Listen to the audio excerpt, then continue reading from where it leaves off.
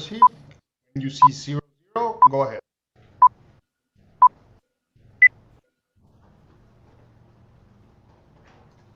Hello, everyone.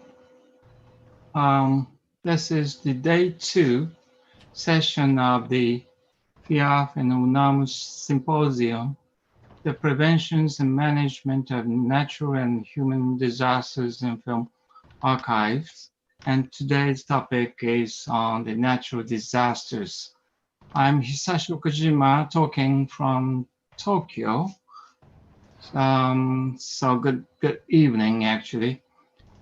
First of all, I would like to express my sincere gratitude to the people of the UNAM, Hugo Villa and Albino, the devoting staff members of UNAM for their very hard work to prepare this wonderful symposium in this worldwide difficult time of a coronavirus pandemic, one of the most horrible disasters on earth so far. No one can say it is natural or unnatural.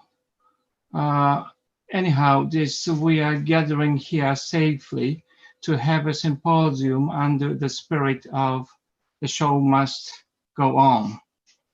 But before I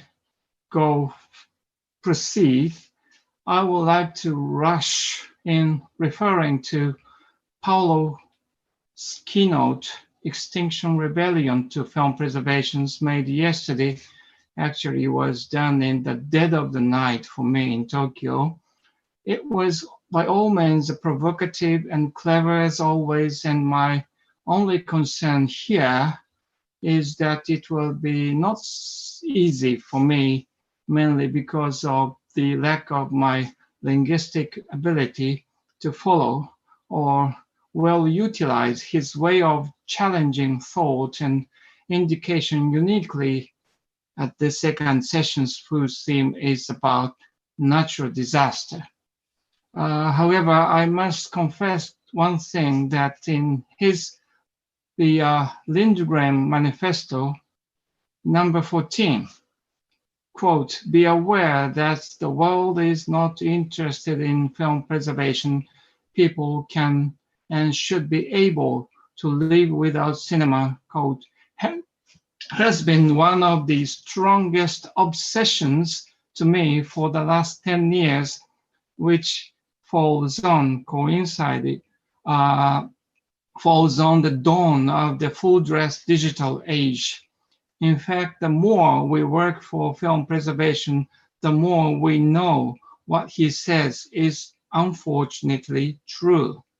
I can only say that this particular online symposium, the very first one in the history of the FIAF, and that is open to much wider audience than we usually have at the annual Congress, would be a good opportunity to let the world know who we are and what we do for preservation through archiving. I'm here, and honestly, I feel I only deserve the role of a moderator because I am from Japan, truly the country of natural disasters.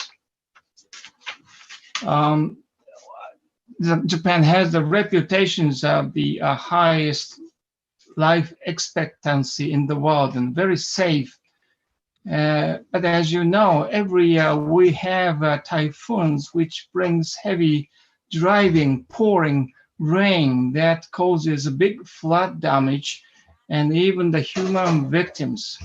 We frequently have earthquakes, many small ones and a few big ones that sometimes inflict a devastating damage with the serious fire or the tsunami or both.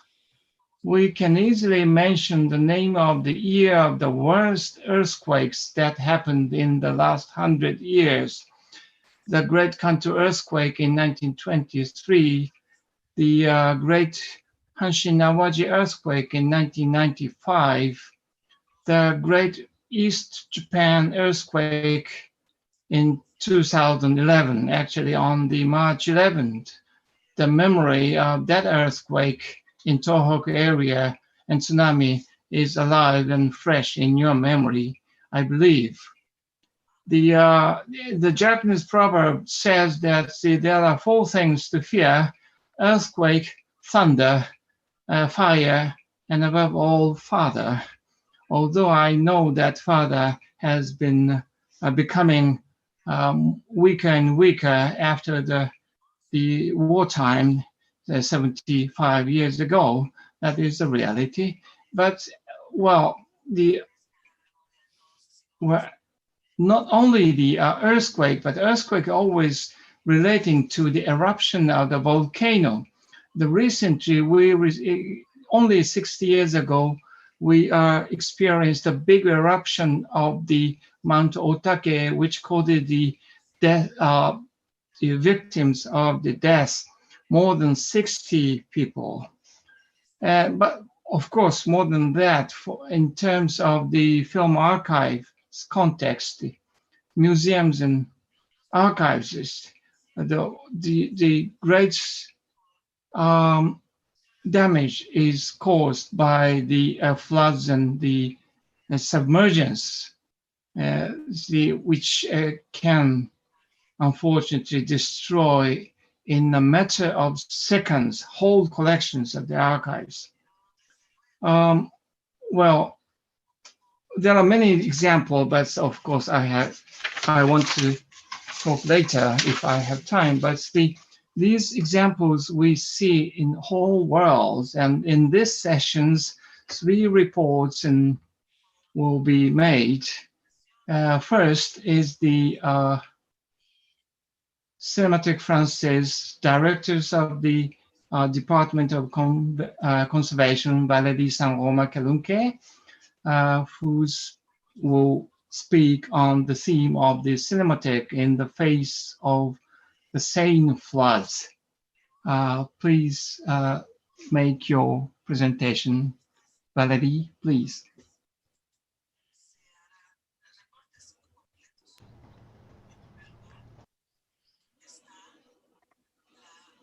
Merci, Sachi. Vous m'entendez? Thank you, Sachi. Do you hear me? Yes. Good morning. Chers membres de la FIAF, organisateurs Dear members of the FIAF organizers and colleagues, let me share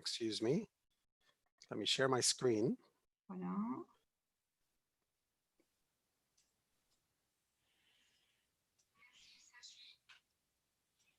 Voilà. There we go. J'espère que vous m'entendez. I hope you can hear me. Chers membres de la FIAF, organisateurs et collègues, je voudrais tout Dear d'abord vous members of the FIAF, thank you for, first of all, for organizing this Congress in spite of all the difficulties, as Sachi said. It is a great honor for me to participate. And as Director of Film and Non-Film Conservation, I'm in charge of the safety of collections and their preservation. I will present our work in the face of the Seine River floods. Un plan pour évacuer les collections, analyse, actions préventives et plan d'urgence. And this has to do then with preventive actions and emergency plans. As early as 2002, following the warnings of a 100-year flood, the Ministry of Culture launched a mobilization plan, and major Parisian museums on the banks of the Seine, such as the Louvre and the Orsay museums, undertook preventive and large-scale removals. The Cinematheque on the banks of the Seine was affected by this plan. Paris has regularly been flooded by major floods. You can see the dates there. Notably, the 100-year flood of January 1910, which was 8.67 meters on the Paris-Austerlitz scale, was the largest flood in Paris since the beginning of the 20th century. It lasted 45 days. And the 1910 flood is the reference flood in terms of regulations for the city of Paris. The building where the Cinematheque Française is housed I'll show you some pictures here taken from the Lyon train station. Here is the Bercy shore banks of the Seine, the Bercy Street, also seen from the Lyon train station. If we faced a flood today, according to the OECD study of 2003, we would be affected with 30 billion euros of direct damage. 400,000 jobs would be directly affected, 5 years impact on our GDP. 5 million people would be left, 1.5 without electricity and 1.3 without drinking water. The building, and you can see here, this is a site, an internet site that measures the evolution of the river and the situation that could directly affect us from our location in the Cinematheque in terms of the government alerts or warnings. For the population of Paris, there are also governmental announcements and informations depending on where you live in Paris or in the nearby area. You can see on this slide the location of the Cinematheque buildings near the Bercy riverbanks, and you see where the Seine will overflow its banks. We have two buildings then that are at risk. You can see on the left the small square, which is where the Cinémathèque Française is located, where the public can visit, where we have programming, and below a large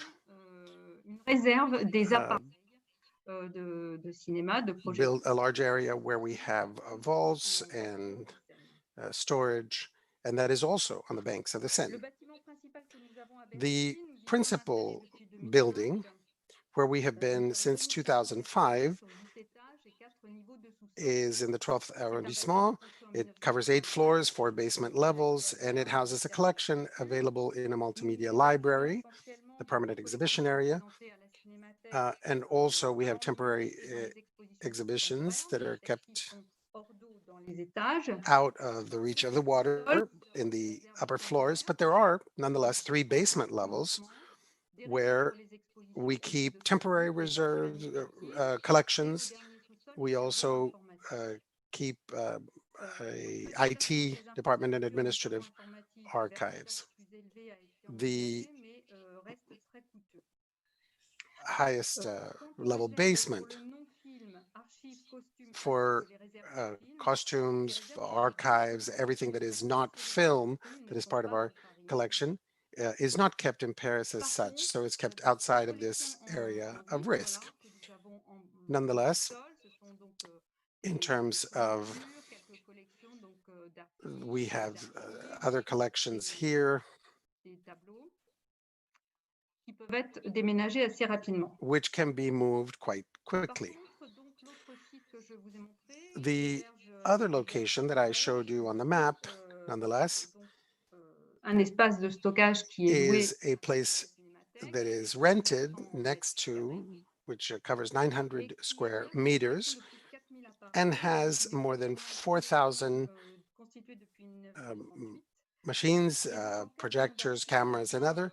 It's been in material that we've had since 1938. And this could be affected either through a flood, and they are kept under very careful climate conditions. These collections include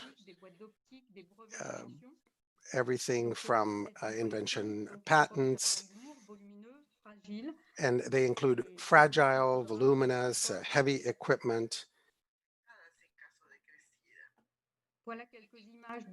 Here you can see a number of different images. And on the left and on the right, you can see we have considerable heavy equipment, and it's an important part of our collection.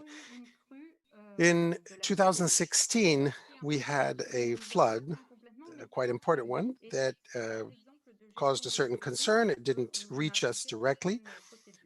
Preventive measures were taken according to the forecasts.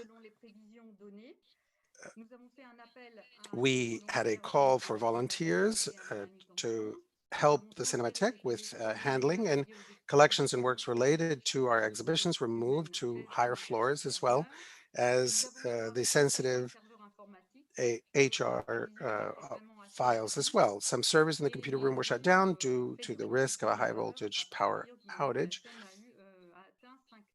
And once the Seine River was at 5.35 meters, we began to have water filtration. But fortunately, neither of our two sites were significantly affected. But this was an exercise in effect of evacuation and preparation. For the principal building, we moved more sensible material to the mezzanine. We didn't move away from any, we didn't move any material outside of the building. And we had a temporary wall of 50 centimeters that was prepared and raised on the side facing. I can show you some pictures here next to the Bercy. This is 2016, no longer the earlier images from 1910. And you can see how this impeded traffic. Here's the Seine overflowing its banks. You see the Ministry of Bercy, and the Cinematheque building is just to the right of what you see on this image here. Since 2018, we have been working with a consulting company to carry out a study on the effects of this flood. This was very helpful to us because we realized what measures, and we realized that even some of the measures that we had taken were not necessarily sufficient. There were 4 goals to this study: develop and place and put in place procedures for our collections, and agree and determine what places would be used for storage. We also realized that where the water would come by the initial through the telecom tubing and pipes, and at 6 meters at Austerlitz, it would also come. You can see in the 2 pictures to the right, there are air conducts that are there for the use of the basement levels in our building. We also would have 8,000 square meters that could be flooded.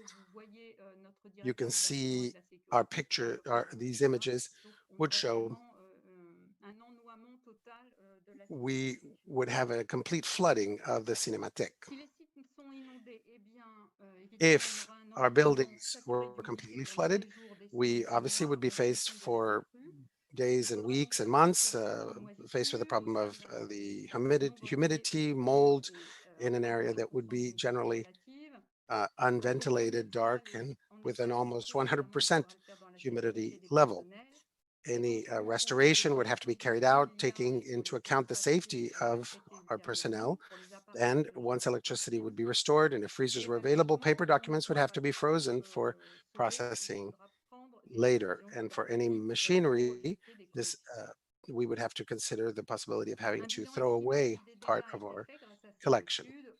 An analysis of the estimated assessment suggested that this would be between 4 and 6 million euros, and a restoration would require from 1 to 2 years. Obviously, a more precise economic analysis would have to be carried out by the consultant economists, and we can't really measure in monetary terms the losses that this might involve.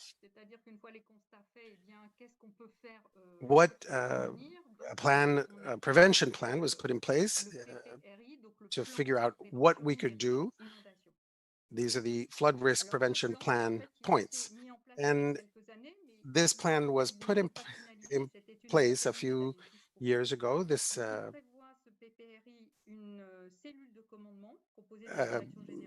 supposes that a crisis unit will be set in place with boots and gloves. We would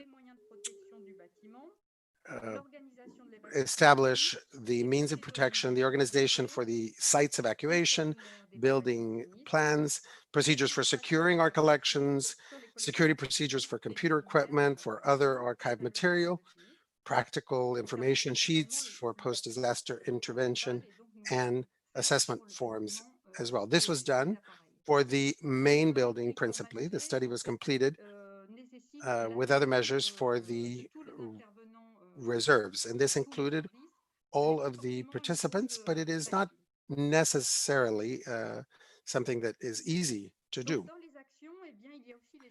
In terms of the measures that were to be taken, there are two strategies. The first would be to resist the flood. It's a strategy that consists in carrying out perimeter protection or direct protection on the building, keeping the water temporarily on the outside of the building by installing a certain line of protection to offset the flood waters and the building from the flood. But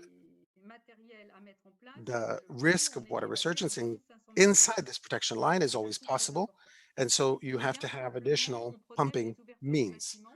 You can simply protect the openings, but our windows and our entryways would not resist. You can see some of the mechanisms that are employed for this resistance strategy or offset strategy. And this doesn't completely stop the water. A second strategy would be simply to understand that the water will, you give way, the water will, but you work to permanently adapt the interior of the building to such a risk. The cost of resistance was about 500,000 euros. So I think this led to obvious conclusions. In this study, we also had a safeguarding PSBC, a plan for the safeguarding, and established a command cell consisting of the Director General, and the Director of Building and Security and Conservation.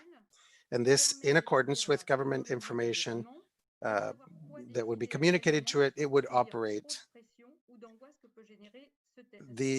And there would be a specific cultural property safeguarding plan that would be put in place depending on the level of the Seine River flood.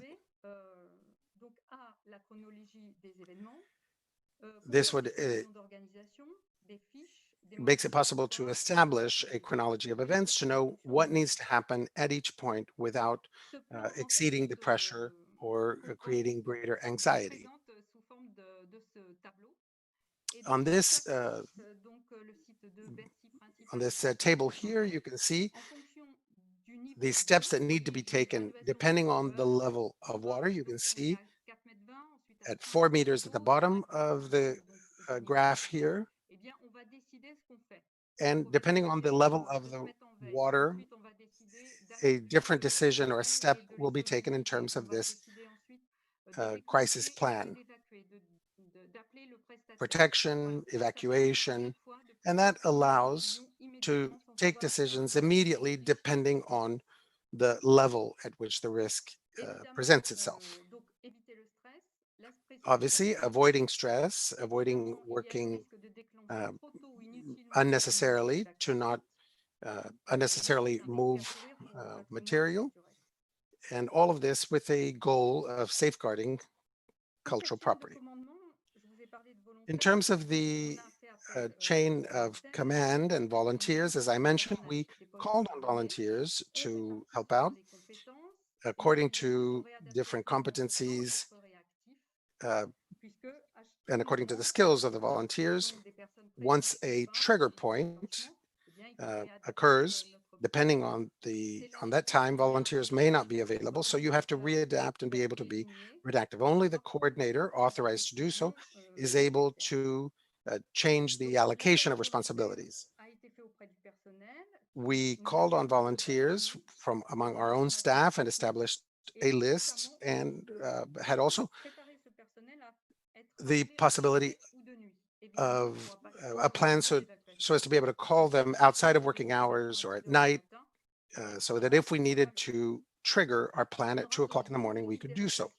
There would be 2 teams for evacuation, one for evacuation and removal of our collection, and another one for other activities. You can see here the chain of command graph here shows the names of the various people in each group, the coordinator, obviously, and these names would be validated in the event of a crisis. All of this is part of this Bible, if you will, that we have put in place. Team number 1, you can see, would work over an 8-hour period. The names of each member, a place for the 8 people on each team, a replacement team, and this would be used on the day in which it would be needed. Another question was, how do we choose which works, which material would be evacuated? And this is the difficult work of a conservator, where you have to decide what collections would be safeguarded, and to be able to anticipate this. But thanks to this work, this will allow a better reaction and management of these decisions. To physically be able to prepare, we were able to, we have some material that is on rolling carts, on wooden pallets, also in small boxes, large boxes, on bookshelves as well. And to be able to evacuate, we obviously do not have enough human resources nor other material to be able to carry out a significant operation. And we understood that we would need to find other resources in the Paris region. And so we looked for specialized personnel so as to be able to organize an evacuation as well as a place for storage. And we found a consultant company that would be able to allow us to sort of pre-book them in the event of such a case. And the service provider would provide vehicles and trained personnel. If necessary, this would be in an area that would be climate controlled, but this wouldn't be compulsory. Works must be able to remain there for a long period of time without having to be moved, depending on the duration of the flood and the time for restoration of conditions in the building. The evacuations of the collections were done by a certain set typology, large appliances, smaller appliances, boxes, and the collections and the typologies need to be kept separately during the evacuation. Large items could be evacuated first, as they could require perhaps the use of trailers or semi-trailers. Les dernières étapes de notre In travail terms of the final stages, we, once the plan had been finalized, we would test the strategy and the organization. This would allow us, and this does allow us, to put in place a simulation exercise to do a test, as well as to share information with with our staff volunteers, and to purchase materials in case of floods and if there is a need for an evacuation. And that was the conclusion of this exercise. Thank you for your attention.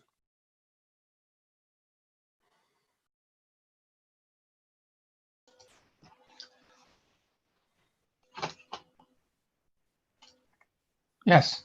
Well, thank you very much, Valerie, for your very detailed explanation of the Cinematheque Française, the challenge for against the floods and the damages. But I even was very surprised that Paris is very much the city of floods. I'll have some questions so that I will ask later.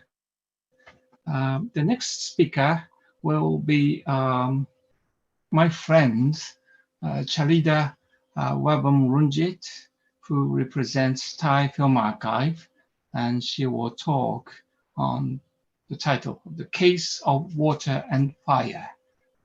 Please go on, Chalida.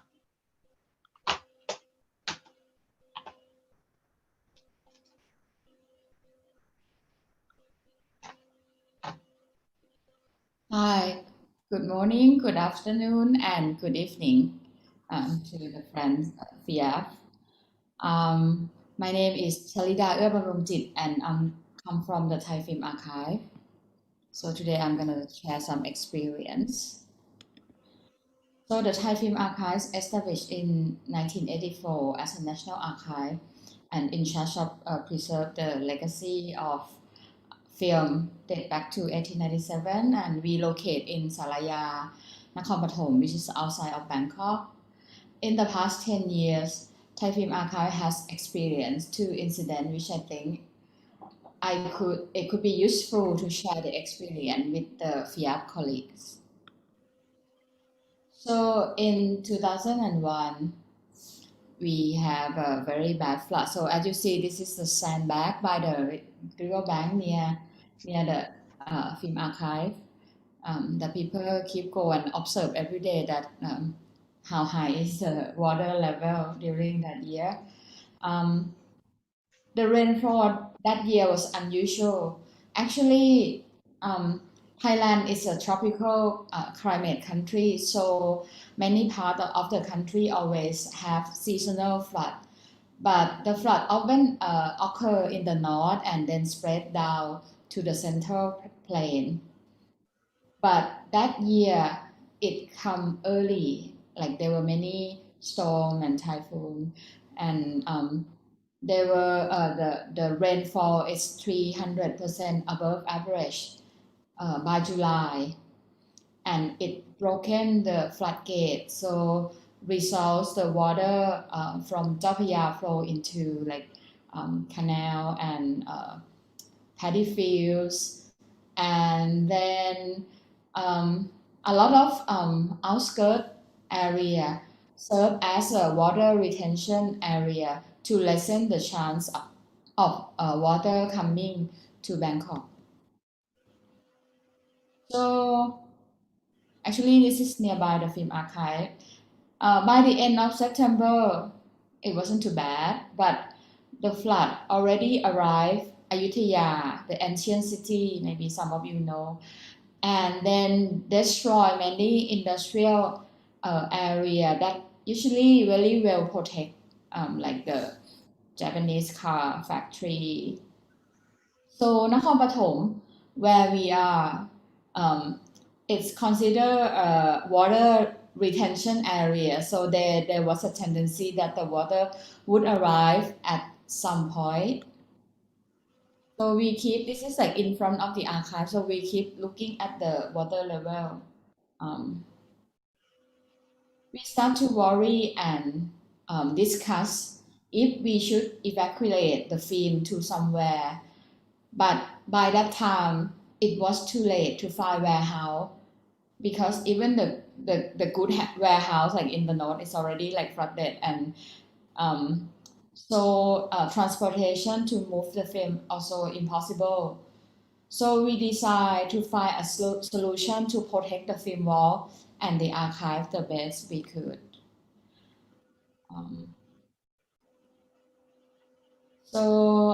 In the past 20 years that I worked at the archive, there wasn't any big flood all around. Even if there's a heavy rain, it would go down in a few hours. However, the estimate of the water height would be 150 centimeters when it arrived in our area. So we have to do something with the resource we could find in the area. First is to protect the water from entering the building. Second, to keep the air condition in the vault run as long as possible. But this is the museum, so we build sandbag and we build the gate, water gate to protect, because we also move some important item out of the museum, but we don't have a lot of space. And third, to raising up from the floor. So this is beside the wall, which is like 50 centimeter above the ground. We also have a lot of film in the office. So we put the film on the table and we find some material to make a shelf that we can buy nearby, and we build shelf to put the film up. At that time, we still be able to volunteer to help our colleagues, which is the PRD archive and museum, because they have a big collection of vinyl, which is very, very heavy, and it's like on the ground. So we thought that if the flood come, it would everything will lost. So this heavy wooden shelf have been carried by human labor by volunteer that we asked from like the net radio, and people come to. So we spend the whole day to save other archives, because the water hasn't come to our archive yet. And this is so every day we just look out. Like after World Day, I came to the archive and then with like a 2 set of my clothes, and after that I couldn't go home because the roads disappear. But we still working to put the shelf up like as high as possible. Put everything up. Sometimes we went out to survey. This is like the nearby. So they use the truck that the high like exhaust pipe to be able to run in the water. And this is still not so bad in front of the archive. So we document like every day and post on Facebook, because a lot of things I couldn't remember, so I went back to see the photo, and it's like every day my colleague put one photo and tell people what's going on. So these are some of the Facebook posts. Like in the evening, we are fortunate that we still have electricity and internet that we can inform the people how we are, but we just cannot go out. During daytime, because our next door become evacuation center, we keep showing film in the afternoon for the victim of the flood that they don't have the place to stay, that they have to stay at the center and nothing much to do. So we screen the film and they come to our cinema to watch the film. And this is like one of the picture that my colleague went out to measure the water. Inside it was quite dry, but outside this is like 47 centimeter and it's too high to get the car out. And this picture, I think maybe scared. This is our old vault that is like 50 centimeter above the ground, and we have a lot of sandbag, and it looked a bit scary, but I would say that everything inside was safe. And now this vault has torn down because we built a bigger vault. And this is like from outside, from the street, look into the archive. It lasts about 1.5 months before things get to normal. And we still can laugh about it because we made the New Year card out of the flood photos that year. Another thing is the fire, which is like a little bit more than 1 year, on the 29th September 2019. Around 6 p.m. The photo is taken from my colleagues on our Facebook group, and someone just posted that there's fire at the temporary, like the inspection room and the administration office. So it was around 6 p.m. that we just closed the museum, fortunately, and there are people still around. The security guard noticed the smoke from the container and informed the museum staff, who just finished their work, and they tried to extinguish. And then the firefighter came not long after that, and by 7:40, I'm sure because someone report in our group and say that at 7:40 the fire stopped. But on the news, this is the news still on the internet, on YouTube, that news report that the whole archive collection lost in the fire because it's dark and they cannot see anything, which is very bad. So actually what I have to do more difficult is to dealing with the press, and the next day, like, everybody want to interview the loss and everything, which is much more difficult than the file itself.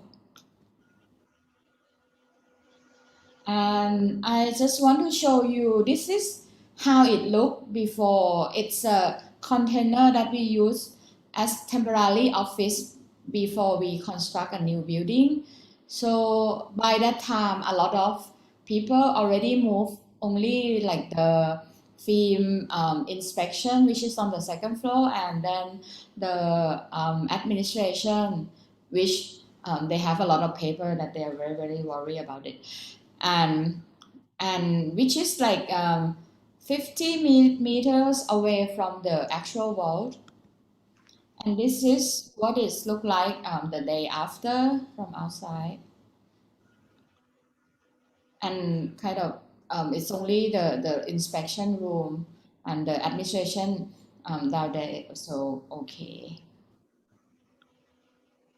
So we went after the police inspection, we went in and we gather all we can, and we try to first, I mean, in the beginning, when we saw the condition of the room, it was all black and it was very, like, we feel very desperate. But when we start to inspect the film, bring the film out and inspect carefully, we divide the film into 3 types. The box that did not get burned, and the box in which the film was exposed with water, and the box that caught fire, the melting box. But actually with the melting box, it's look very scary, but when we broke the box, inside look quite okay. These are some of the film that was wet. We try to dry. And these are some of the film that we recant, and some get damaged of the age, but inside still look quite okay. And these are some that get to the heat, exposed to the heat. We try to rewind and send to scan as soon as possible. In the first pass, we try to save as much as we can, but we went back to that room again and again and we did discover film that we can save. These are the paper, the card, the register card that get wet because of the water and get burned a little bit, so we dry them. And we try to so everybody come to help. I think everybody, even not working in the, like whoever who know film handling, come to help the work. On the bright side of this event is that the Minister of Culture came to inspect the site, and we got a chance to show him our facility and ask him to help clarify the false news that it's only happened in the temporary office. So I can show him the vault, which usually they don't, maybe not so interested. And this is the vault on the new building, second floor. And this is the nitrate wall on the top rooftop of the building, of the new building. So experience is the hardest kind of teacher because it gives you the first and then lesson afterward. I think this was really talking to me because we've been talking about disaster planning for years, but when it really happened, it's not easy to handle, and listen from Verily, I think we should have better risk assessment plan and have training and workshop. Although the loss was limited, but there are losses and we feel sorry about it. And we hope that we could do better planning in the future. Thank you very much.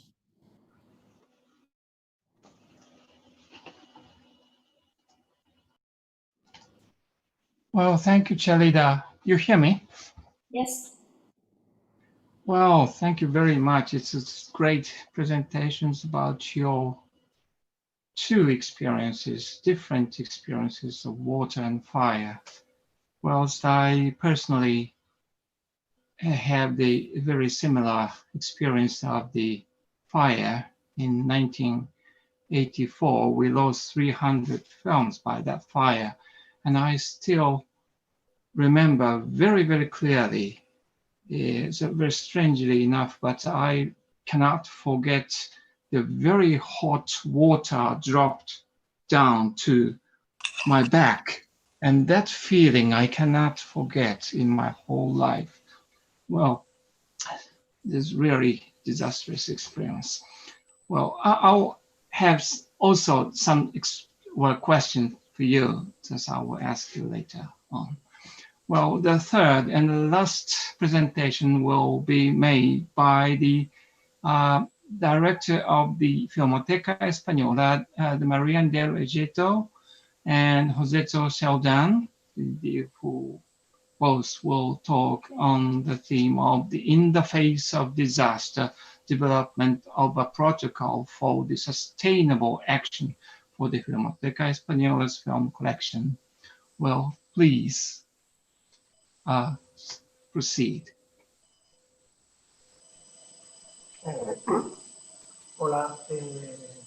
Hello. Good afternoon. Good evening.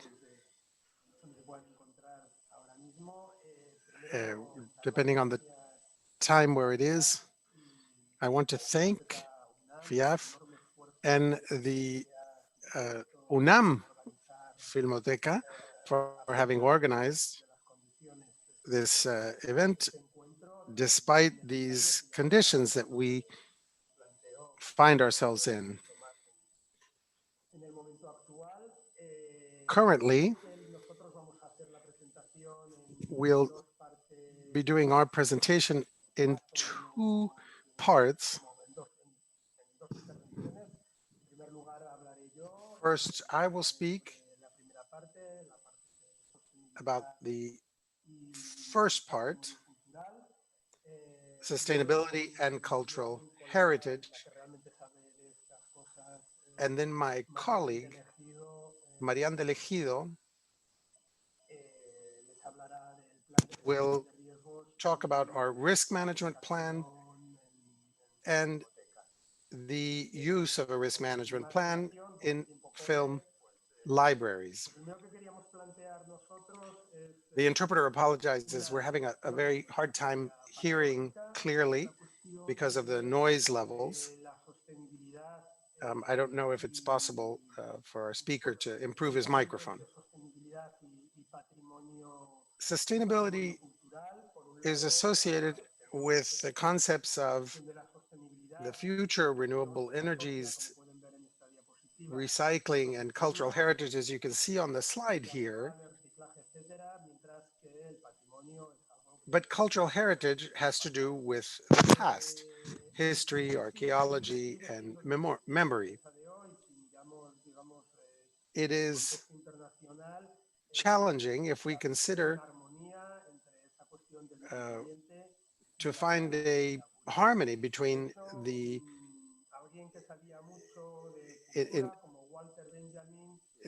culture is considered to be, as Walter Benjamin told us and Edward Fuchs said a long time ago,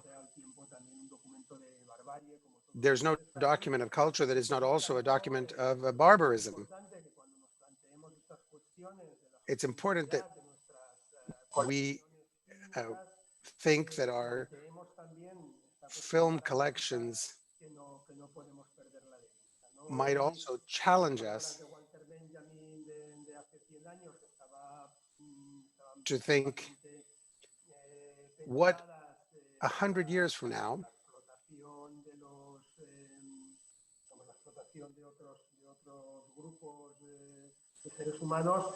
this might mean to other groups.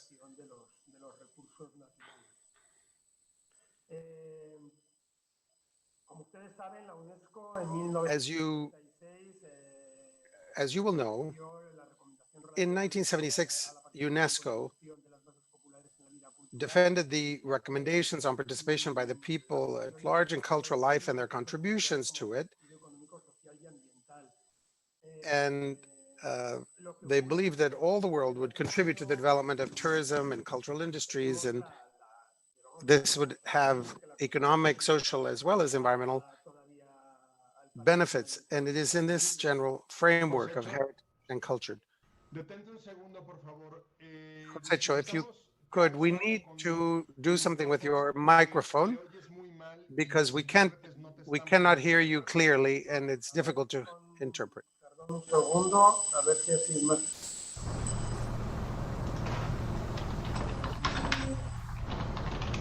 ¿Ahí mejor? Hola, probando, 1, 2, 1, 2, ¿sí? We're still hearing a lot of background noise. Te escucho, estoy esperando a que me contesten. Hay mucho ruido, a que me contesten los We're still not hearing you clearly. I don't know if you can perhaps address the Zoom preferences and put your echo suppressor on your Zoom connection. Ahí mejor, no. Is that better?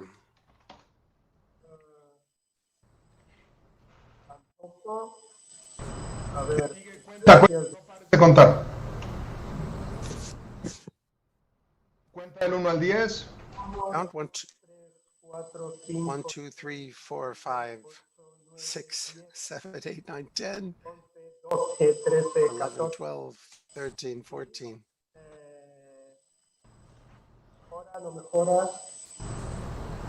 Is that better? Hola, hola, hola, hola. Testing. Cosecho. Cosecho. De Zoom, puedes revisar tu micrófono y ver si ahí puedes quitar en preferencias avanzadas. Primero, quitar en las preferencias regulares del micrófono, habilitar estéreo para que te oigamos en mono y el sonido venga de... Micrófono, nivel de entrada, volumen, ajustar automáticamente el volumen, micrófono independiente. A ver ahí mejor. Mejor. 1, 2, 3, probando, ¿no? Igual. Ahora dale clic en avanzado. Avanzado, sí. Y... lo tengo, suprimir ruido persistente está. Suprimir ruido de forma intermitente también está. Un momento, no, porque el activo va a ser peor. ¿Eco también? Eco, cancelación de eco también. Potente le puedo dar, modelo de cancelar siempre el eco detectado a su lado, ahí mejor.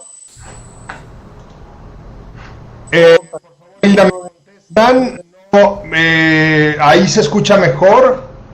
Mejor, ahí mejor, Hugo. Ahora mejor, 1, 2, 3. Ahí estás bien, Cosecho. Esa es buena posición y más bien. Ahí está bien en las preferencias del micro. ¿Te quieres poner de nuevo frente a tu cámara?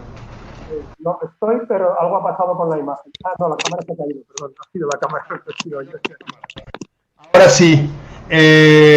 Muchas gracias, Cosecho, y sigamos, por favor.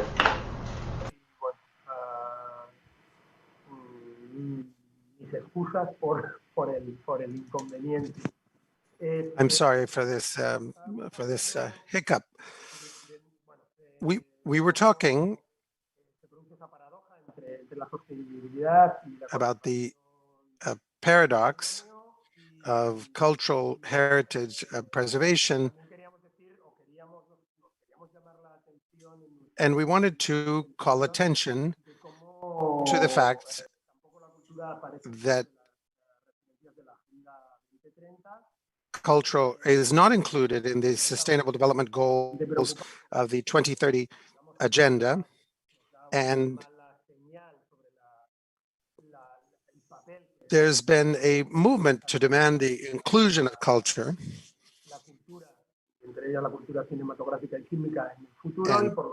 and culture to include film and film collections, and slowly there are initiatives that have to do. We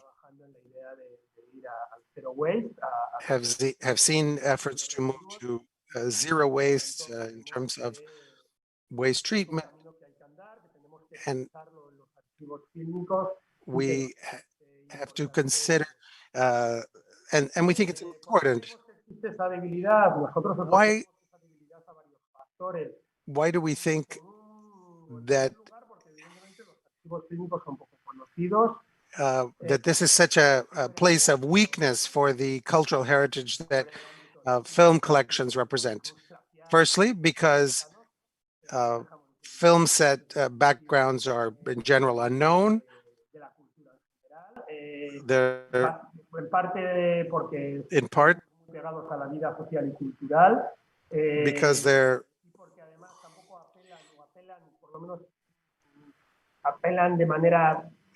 they have a different appeal, perhaps, to us than a traditional understanding of art and the cultural import of art. And in the end, we all also thought it was relevant in this regard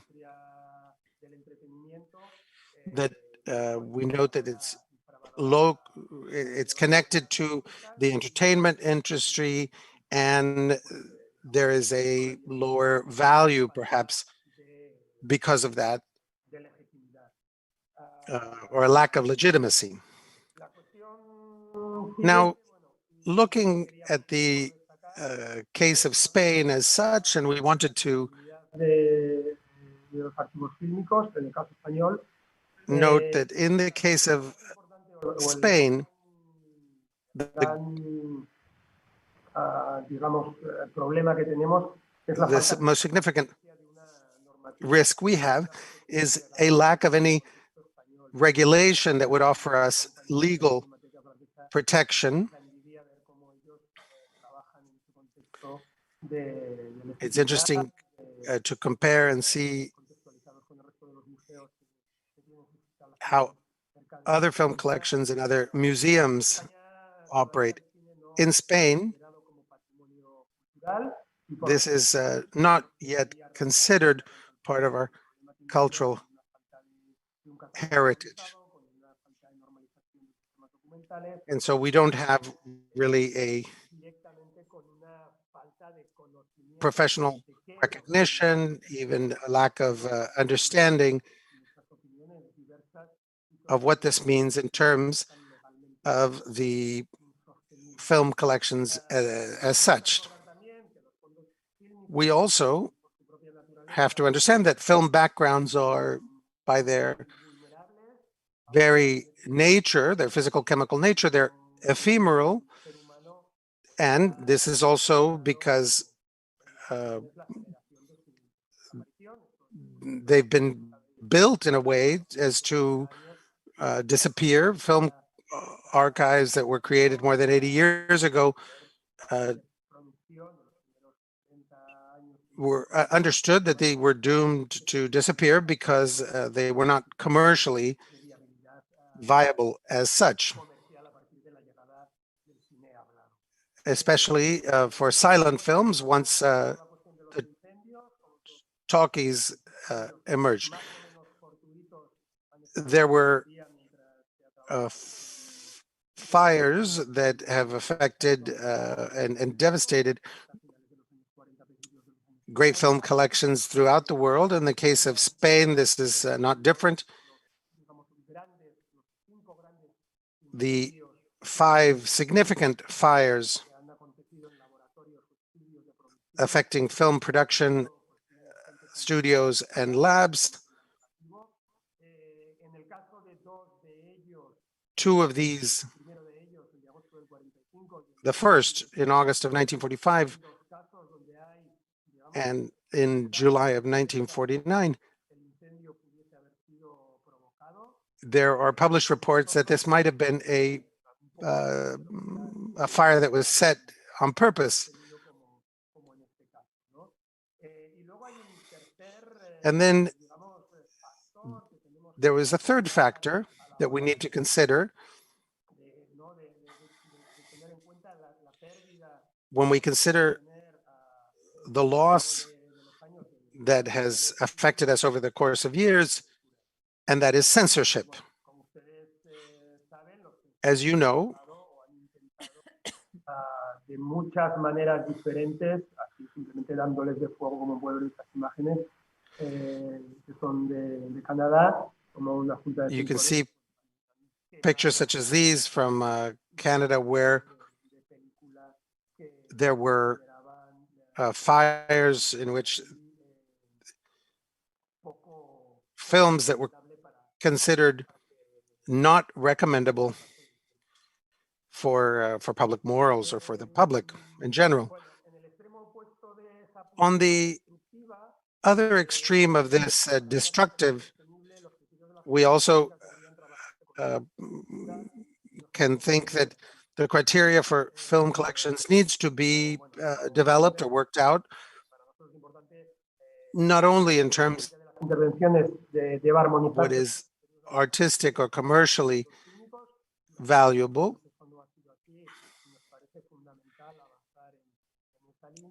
and we think that it's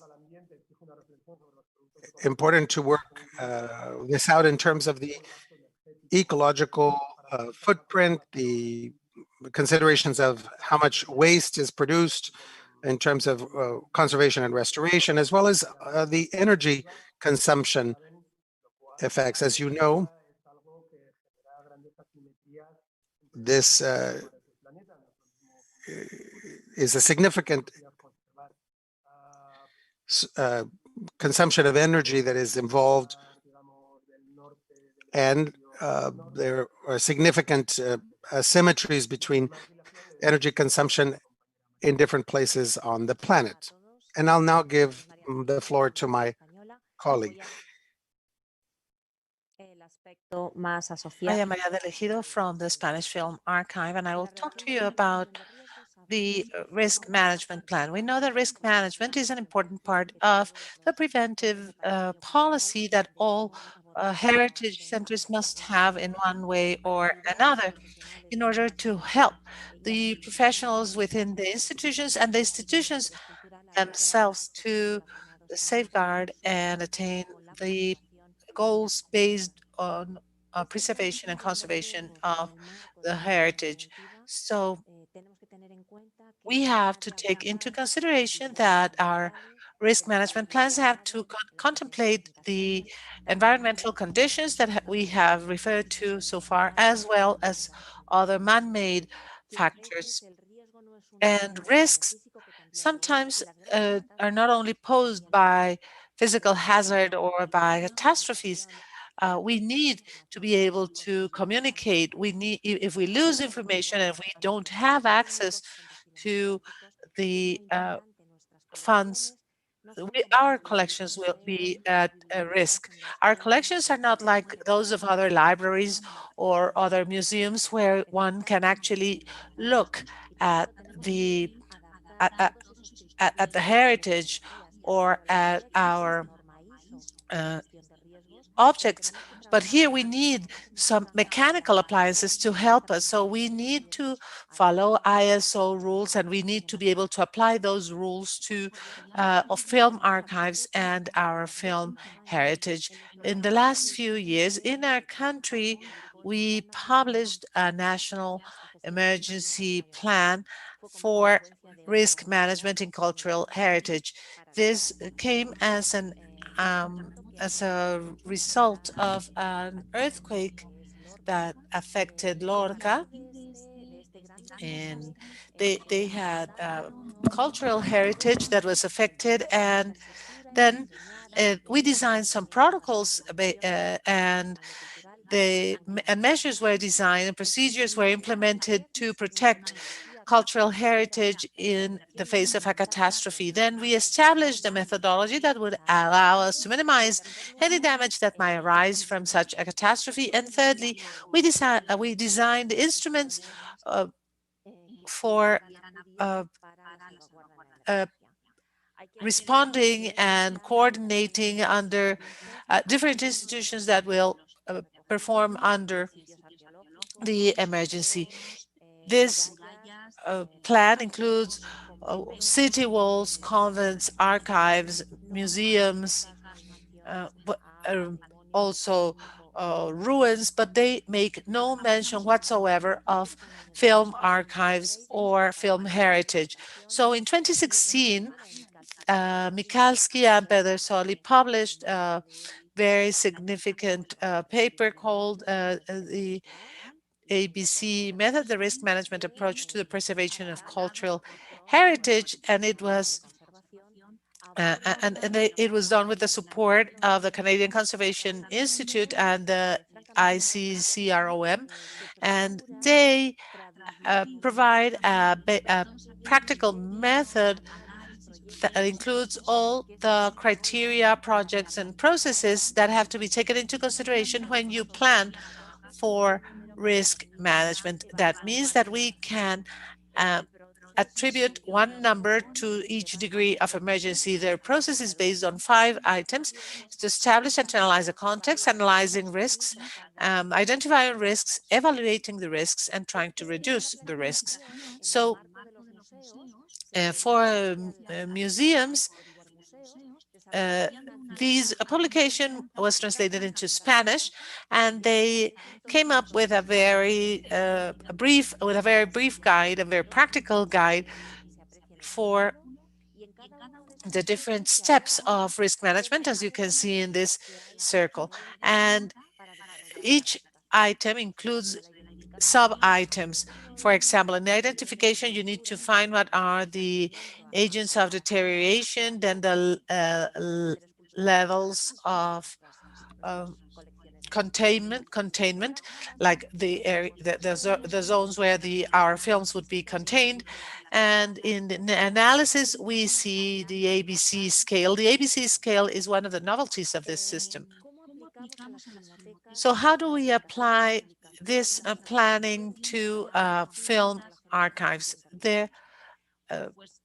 Well, there is very sparse reference material. We found a PhD thesis that speaks about protection and preservation in the face of catastrophes, and we see that that inflammable material is only associated to film archives and film collections, and there are many risks for cultural goods. However, inflammable risk or risk of fire was only attributed to film material. So what do we propose in risk planning? Well, we propose that we have a number evaluation, just as Michalski and Pedesoli have proposed, to attribute a number to the risk. A, B, and C. A means frequency, B means the loss of or the value of each item, and C is the portion of the value of that that has been lost. And then we will have an MR, which is called magnitude of the risk. MR, magnitude of the risk. So we will be able to establish a scale: blue, green, yellow, orange, and red. And this tells you how you should act on the face of the magnitude of a certain risk. So in the left of the screen, you can see a museum where they have identified several risks associated to the type of museum, to the location of the museum, and the conditions of the museum. And then they can they were able to rate the frequency of the catastrophes, and then they have the value of each item of the collection and see the portion of the good that could be, or the item that could be subject to risk. So we know that there are some measures that can be taken to prevent risk, like extraction means, transportation, packaging, separation of nitrate collections from the rest of the collections in our vaults. And we have to be able to measure also the volatile materials, where we can identify the places within our facilities that need further control. We also need to control the environment for better long-term preservation, and the measures that we have implemented or that we need to implement in the future are not generally taken into consideration in risk management. So in the Spanish Film Archive, we are applying our risk management protocol to the pandemic. And although it is not as catastrophic as a fire or a flood, it does mean a very important problem, because we are the ones who care for the collections, and we are also being affected by this situation. So when we apply the item process, we first have to establish the context, the physical environment, the administrative, legal, the political, social, cultural, and economic environment.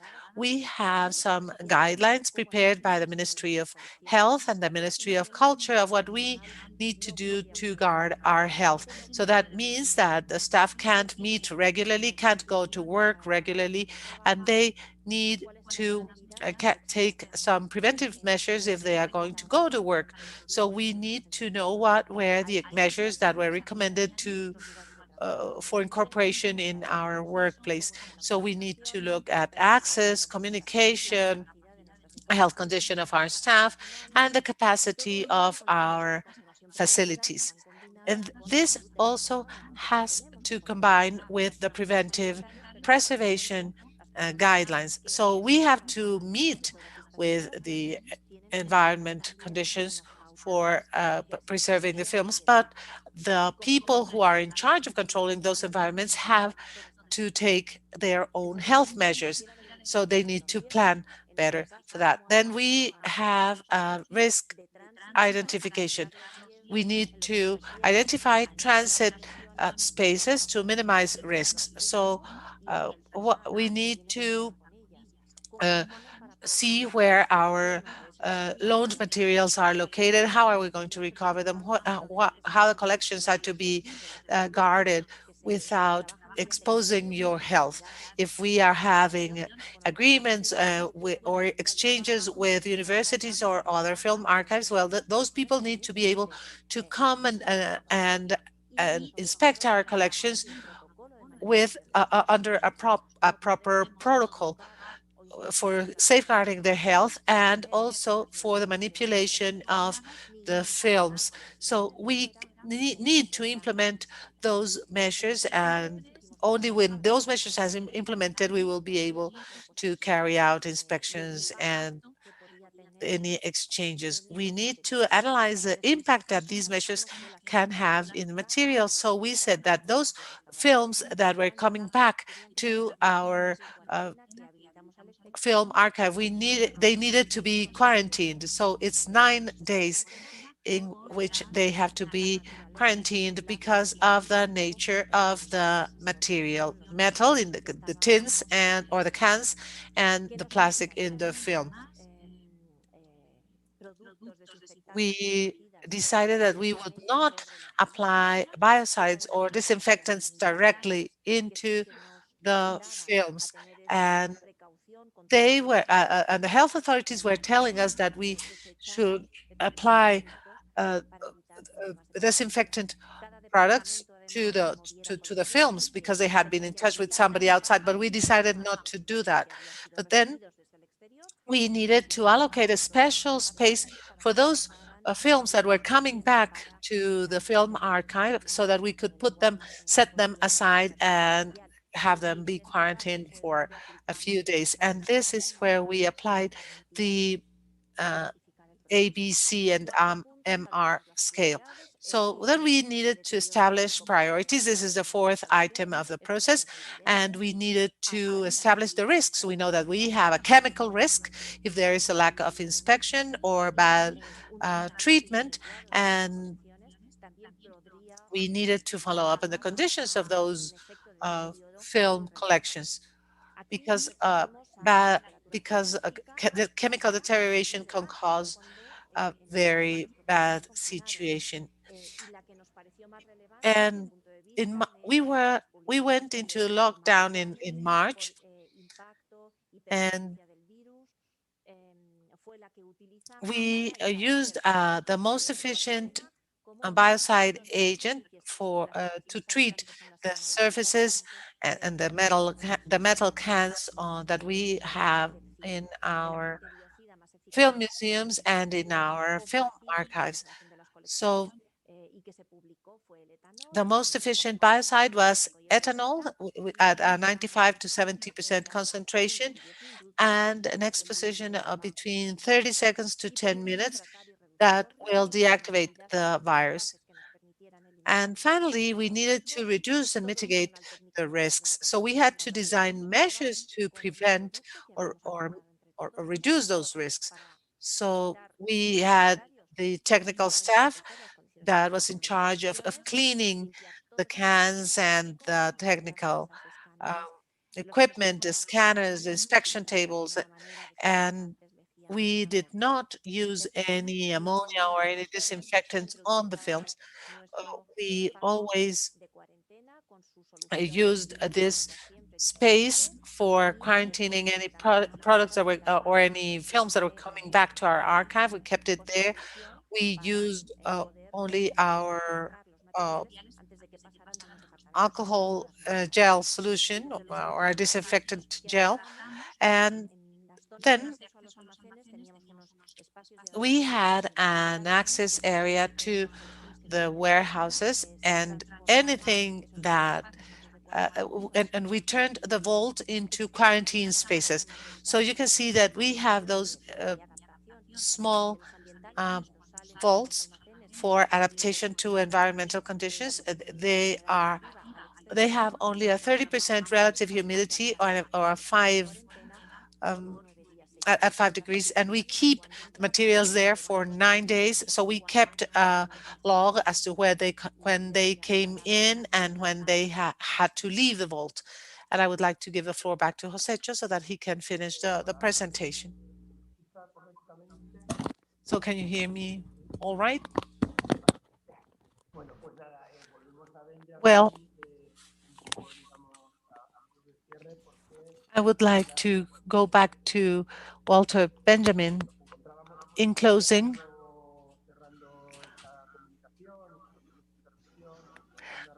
we want to finish our presentation with this quote from him from the 1940s, where and this is The Angel of History by Paul Klee. And on one hand, we have history, and on the other side, we have a set of ruins, and our work in the circumstances that we are experiencing right now. We are sort of angels of history more than ever. So I hope that what you can take from my own presentation and from Marianne's presentation is that when we were closer to collapse and during the hardest time of the lockdown in Spain from mid-March to mid-May,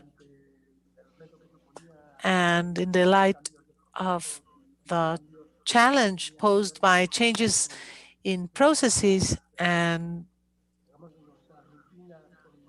the changes in our work routines, we found that there were some very nice surprises, actually.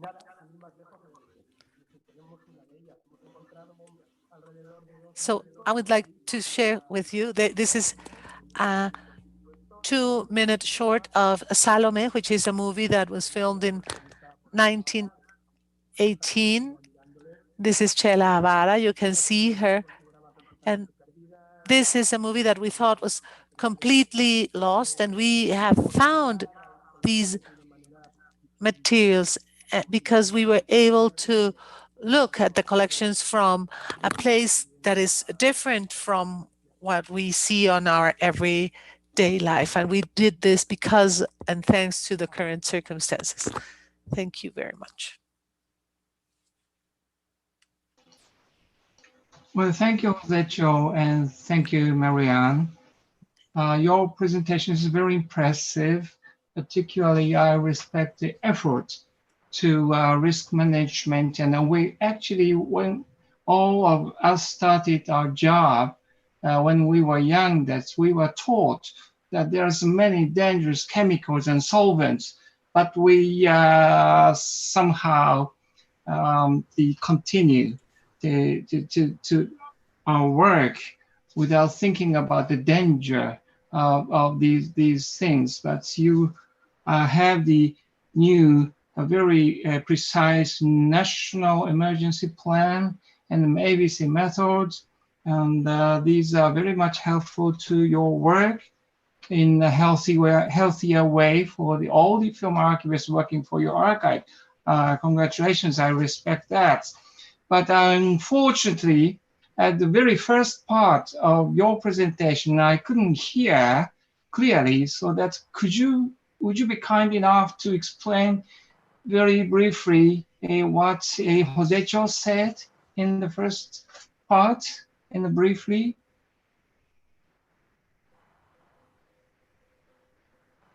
Sí, voy a intentar ser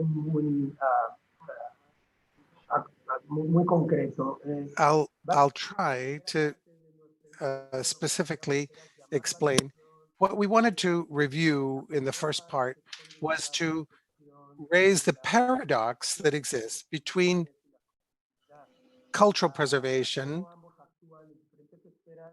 and how internationally, and the environment, and how internationally, even international agreements, and it hasn't been included in the development goals, specifically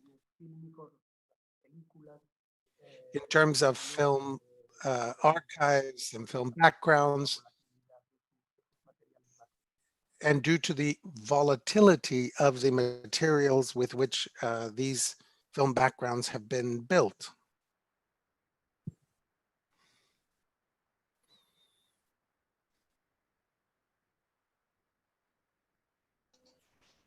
Okay, thank you. Marianne, could you let us know the precise relationship, what you wanted to say, relationship between your presentations and Josecho's presentations? I couldn't understand. Sorry, that's my fault, but I couldn't understand.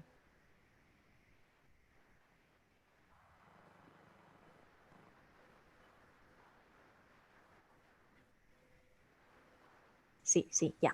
Perdón. En nuestra presentación, in our presentation, what we did was we began with a reflection on cultural heritage and the environment and the protection, environmental protection, and to put this within a framework of planning for risks in film libraries or film collections, considering the most recent investigation and research done in terms of protecting cultural heritage, but also this more international aspect that Josecho underscored, in which culture is still today not included in risk management plans. More specifically, film libraries and film collections and film material is not considered at the same level of other cultural collections or cultural heritage collections in terms of protecting cultural heritage in natural disaster situations and in risk management plans. Okay, okay, I understand. Thank you very much. Well, of course, there's the questions from outside, but I personally have the questions to the panelists. I want to make clear one or two things. My question first goes to the Valérie. Where is Valérie? Je suis là. Okay. I'm here. My question is the location and collection. And for example, since we made the film vaults in the Sagamihara in the Kanagawa Prefecture in Japan in 1986, there has been no big incidents, big accidents. Before that, there were several serious things happened. For example, as I said, that in 1984 there was a fire accident. But well, it's no accident since 1986. Last year, when the typhoon number 19 hit Japan, and one museum, city museum in Kawasaki, had a big damage of this submergence of water. It was flooded because the storage facilities and vaults are all situated underground. And these many films and paper materials are submerged. It was a big loss and big damage. 1 year later now, still they are struggling with that damage. Our film vaults are quite close to that vaults, but we are safe. And though I must say, our film vaults are also situated underground for over 25 years, but no damage because, of course, from the energy wise, I mean the energy loss wise, saving energy point of view, that it is very clever things to situate, to put the film boards underground, but there's a risk for the water and the flood. So what we did was that we chose the estate, which is the hill, on the hill, but the film board is underground, so we are very safe. And also, of course, we made a big water pit, which can receive quite a big quantity of water. Your Cinematheque Française beautiful building is located very close to the river. Do you have any plan or something that's, of course, Velsi is a wonderful place for the audience, but at the same time, you have the future plan to put all the collection outside somewhere, the very higher hill place. You have any plan for that, or divide the collections and the Cinematheque screening room?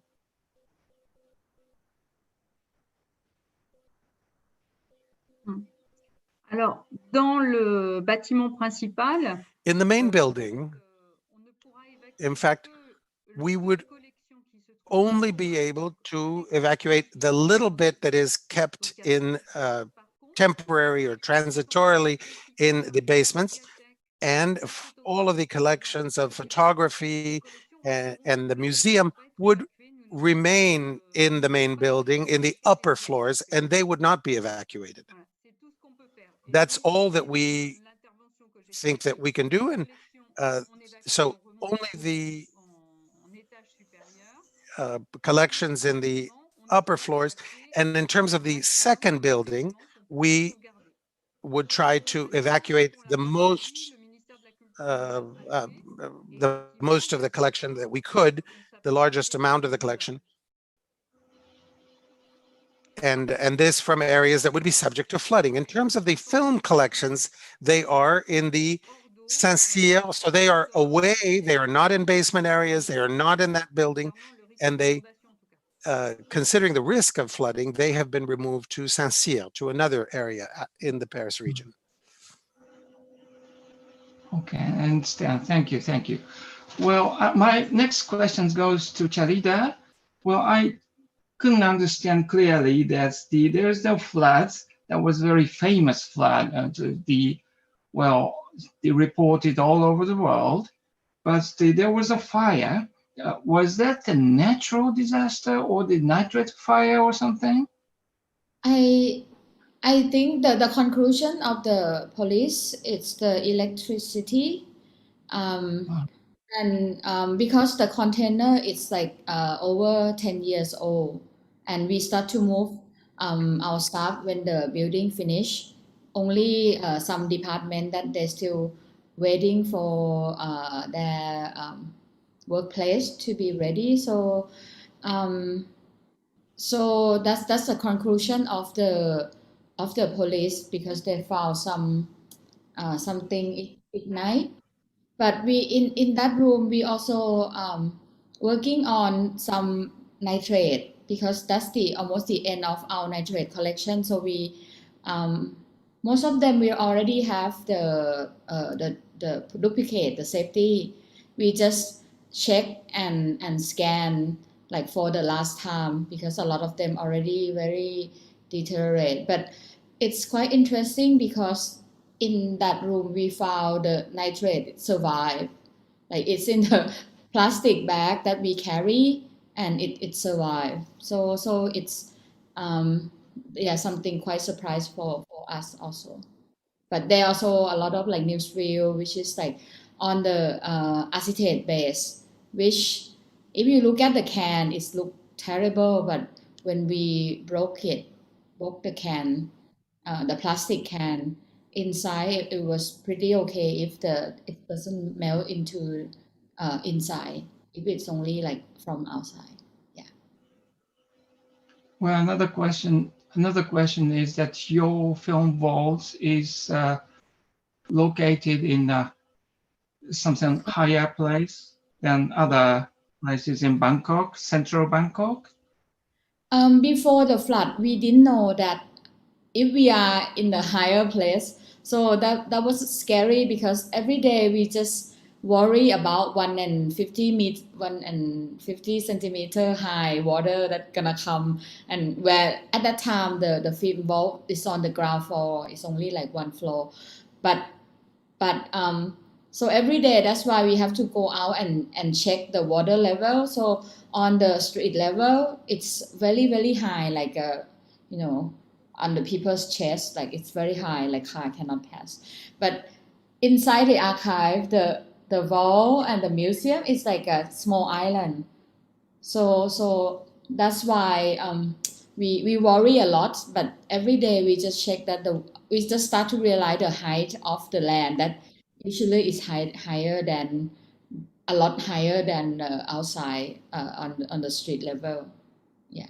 But anyway, we built a new vault on the second floor, and we will have the third and the fourth floor later on. Okay, thank you very much. We still have some time, then we can receive the questions from outside.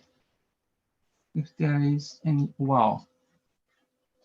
This is from Anlo Suli, but written in French. Probably Valerie, you can. Yeah, I'll translate the question if you'd like. I have a question for Madame for Shalida. Thank you very much for remembering this experience. You did not explain that after the flood, it took 1 month before things could get back to normal. Did you see any massive infestation due to moss or humidity? And if you did, what was your reaction? Preguntas por ahí, Hisashi. Are you taking the questions? Are there more questions, Hisashi? I can hear. So it means so we were in surrounded by water for 1 month, but inside the vault, the electricity it's still running, so the vault is okay. And outside in the office where we put some film that we cannot put inside, we put it on the table. In the middle, we have to find the electrician to move the aircon, the things that outside the up, so that the aircon in the office still working also. So I think pretty much everything is no damage. We have one lab, which is the water. It just come up from the floor, because the floor is only like sand and block. So that we have to raise the printing machine. We have a film lab. We have to raise the printing machine up high. I think maybe those have like a, but I think the vault is running perfectly. We just don't know like how high it is, and we just have nowhere to go. So that's why we have to check every day and pray that the water, the electricity is still on, and we can keep the film in the vault, and we managed to do that. Yeah.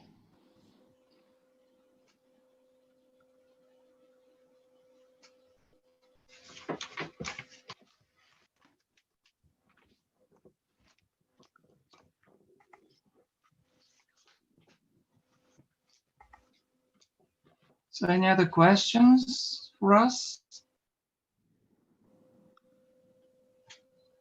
Well, of course, there's no conclusion for such a big theme of the natural disasters and risk management for that. But I probably can conclude this by saying that it is so far difficult or almost impossible to predict the natural disasters. Typhoon's course is predictable now quite accurately, but when an earthquake is concerned, it is almost hopeless to predict when it comes and how big it will be. The important thing is to make a high and strict legal standards for all kinds of building and its related activities, including that of the seismic code and with the fire resistance performance. And of course, in many countries, people have the annual fire drill or disaster drill, but it is very, very important. We must do every year seriously.